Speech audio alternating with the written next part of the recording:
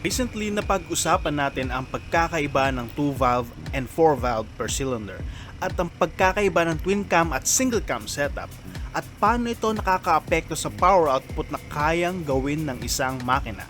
Lalo na kapag ginamitan ng tamang bore and stroke, which will give you the much power needed to either have more torque down low or live the high life with top end power. Pero may strings attached ang paggawa ng horsepower. Kapag mas malakas ang isang makina, mas kailangan nito ng mas magandang paraan para mag-cool down at maiwasan mag-overheat. Or worse, ay sumabog ang piston dahil sa sobrang init at taas ng pressure. So today we'll talk about the difference between air cooling, oil cooling, and water cooling, and to understand which is the best configuration for an engine in the most simplest way as possible. So stay tuned and stick around. Simulan natin intindihin muna kung paano nagagawa ang heat sa isang makina. Tuwing nagaganap ang combustion process sa makina, heat is produced sa combustion kung saan sinusunog ang fuel in a controlled manner para ma-convert ito sa mechanical energy which we call horsepower. Ang problema dito too much heat is a bitch sa internal combustion engine. Kapag mas mainit ang makina above sa maximum operating temperature, dito na magsisimulang maluto ang mga piyesa nito at lumambot. At kapag lumambot ang piyesa ng makina, hindi na nito kakayanin ang pressure ng combustion process. Kaya sumasabog o lumilihab ito gaya sa nakikita nating kamote tuwing bagong taon. So ano nga ba ang mga factor para sa pagtaas ng init ng isang makina? Simple lang, kung mas mataas ang displacement, mas mataas ang operating temperature.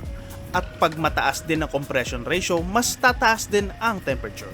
At lastly, isang bagay na kayang makontrol natin kapag mas mataas nakababad ang isang makina sa higher RPM para mas makaproduce ng mas malakas na horsepower, mas lalo ding tataas ang operating temperature. In short, the more horsepower you want to generate, the more heat is produced as well. It's the law of thermodynamics in the process. Hindi pwede yung gusto mong mabilis at malakas yung motor mo, tapos pipe na puro ingay lang ang nais mong palitan. It does not work like that. To create more horsepower, you need to apply science at common sense para hindi ka matawagang Ngayon, na-explain na natin paano umiinit ang makina. Dito na pumapasok ang engine oil at ang importansya nito sa makina dahil ito ang liquid component o ang likidong bahagi ng makina na sumasalo ng init at naglulubricate ng mga metal parts habang gumagalaw ito in 1,000 times per second. Kaya hindi dapat natin ibinabahala ang pagbili ng langis o ma-change oil lang dahil parte ito ng makina bilang heat manager. Now that is explained, pag-usapan natin ang iba't ibang cooling system na tumutulong naman sa langis o yung heat manager para efficiently ma-manage ang init ng makina. At magsimula tayo sa pinakasimple sa lahat, air-cooled engines. These are the most simple and cost-effective way to cool an engine down. Ginagamit nito ang hangin na dumadaan sa surface area ng engine block para palamigin ito. Kapag mas malaki ang surface area, mas maganda ang cooling efficiency ng makina. Pero ang problema ay paano nga ba palalakihin ang surface area ng isang makina kailangan nga compact ito para magkasya sa motor. Ang solusyon dyan ay ang tinatawag na air fins o cooling fins. Ito yung parte na makikita mo sa mga air-cooled na makina kung saan extension ito ng surface area ng engine block nang hindi pinapahaba o pinapalapad ang makina at ma-retain ang compact design nito at mapabilis ang heat dissipation rate. Air cooling is the usual system used for most basic motorcycles gaya ng mopeds, underbones, cruisers, dual sport at iilang affordable na modern motorcycles due to the fact na ang main advantage nito ay cheap to produce at cheap to maintain dahil mechanically passive lang ito gumagana. There is no complexities or whatsoever as long as you keep the engine fins clean and tidy every week or two. It will work efficiently without drama. In short, the best, cost-effective, reliable cooling system for the simplest engine you can have for your motorcycle. Ang main disadvantage naman ng air cooling ay literal na limitado lang ang cooling power nito. Hindi nito kaya mag-handle ng higher operating temperature at higher RPM, which why air-cooled motorcycles tend to produce reasonable horsepower only. Technically, pwede naman mag-produce ng higher horsepower ang air-cooled na makina, pero kakailanganin ito ng mas malaki at mas maraming cooling fins at high-strength iron engine block para ma-accommodate yung extra heat at pressure, at dagdag na langis to keep the heat at bay. At lahat yan ay dagdag bigat at cost to manufacture yung makina, which is counterproductive. Kung hindi mo susundin itong batas ng siyensya sa thermodynamics, edi magagaya ka sa mga binatilyong walang alam kung paano gumagana ang makina tuwing bagong taon, kung saan binobomba nila ng binobomba ang mga air-cooled lang na makina nang hindi umaandar para mag-flow yung hangin sa cooling fins. At dahil tumataas ang temperatura ng makina habang binobomba sa higher RPM pero hindi makasabay ang cooling fins sa paglamig ng makina, dito na ito sumasabog sa pressure. Kaya ang mga manufacturers ay kailangan gumawa ng disenyo ng makina para pagandahin ang cooling efficiency. Pero kailangan din ito maging cheap to make at easy to maintain, which why engineers designed the oil cooling. At ang pinaka-pioneer dito ay wala nang iba kundi ang manufacturer na mahilig mag-over-engineer ng reliable na motor, which is Suzuki with their SACS o Suzuki Advanced Cooling System in the early 1980s. At ginagamit pa rin hanggang ngayon ang sistema na to gaya sa Raider R150 at Gixxer 250 series. Oil cooling is like an upgraded version of air cooling. Gaya ng sinabi ko kanina na mas marami at mas malaking cooling fins means better cooling, pero hindi mo naman lahat niya mapagkakasya sa makina nang hindi ito lalakihan.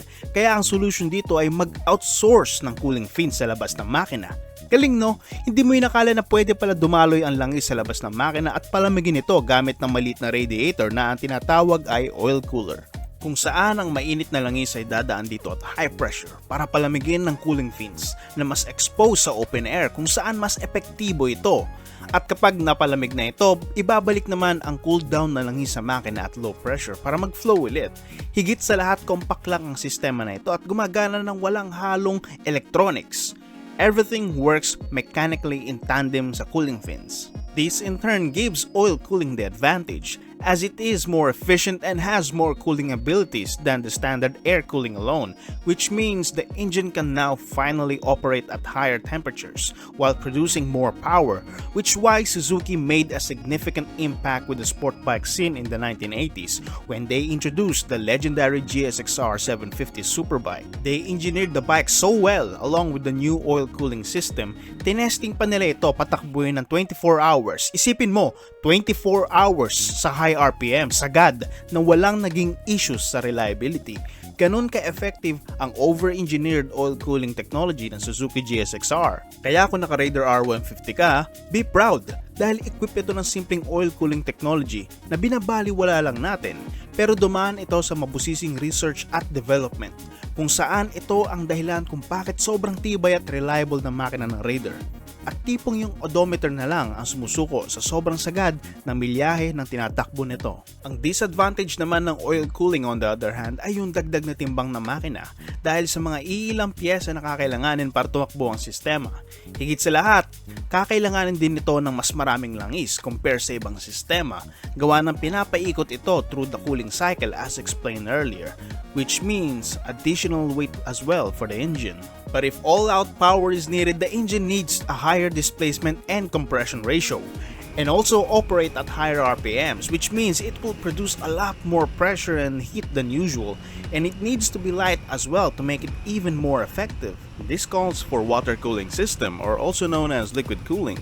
Halos parehas ang konsepto nito sa oil cooling, pero imbes na lang isang dumadaloy sa radiator, ang makina ay gumagamit ng water at antifreeze mixture, kung saan ito ay umiikot sa outer layer ng engine block papunta sa radiator para i-dissipate ang engine heat. Mas effective ang sistema na ito dahil mas kaya ng water cooling mag-handle ng mas mataas na operating temperatures, which means the engine is finally reliable enough to produce even more power at the top end of the power band, giving way to high-performance engines. Kahit yung mga Maxim-derived machine gun models noong World War I sa 1900s ay gumagamit ng water cooling system para palamigin ang barrel tube nito at kayanin itong bumaril ng tuloy-tuloy ng walang hintuan kesa sa machine gun na air-cooled lang. Ang konsepto nito ay parehas lamang sa mga water-cooled engine except piston ang bumabaril sa loob ng makina. Initially, ang naunang modelo na gumamit ng sistema na ito ay ang Scott Motorcycles noong 1908. Pero hindi ito mass-produce at limitado lang ang bilang ng nagawa. Fast forward sa UJM Wars sa 1970s sa Amerika at Suzuki muli ang isa sa mga major manufacturers na nag-pioneer ng water-cooled engines kung saan dinevelop nila ang GT750. Ito ang pinakaunang mass-produced na water-cooled engine kung saan meron itong 3-cylinder at 2-stroke configuration para labanan ng unang superbike at that time, which is the legendary Honda CB750. At that time, tinawag pa nilang takure ang motor na ito or water kettle dahil sa kakaibang itsura at cooling system ng makina. But eventually, naging mainstream ito sa halos lahat ng manufacturers. Sa sobrang ganda ng water cooling system ng GT750 ay halos naging refined at well-mannered ang vibration at engine noise ng isang 2-stroke triple, kung saan kilala ang 2-stroke sa unique pero maingay na tunog nito.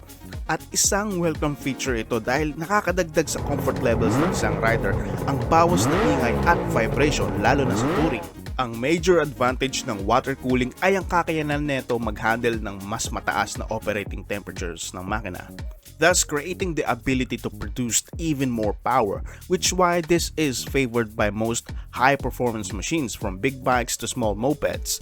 At hindi gaya ng oil cooling system, hindi nito kailangan ng mas maraming langis o cooling fins sa engine block kung saan mas light ang build ng makina. Pero may disadvantage pa rin ng water cooling system dahil mas complex ang disenyo nito at kailangan ng mas maraming pyesa para gumana kung saan dagdag gastos sa manufacturing process.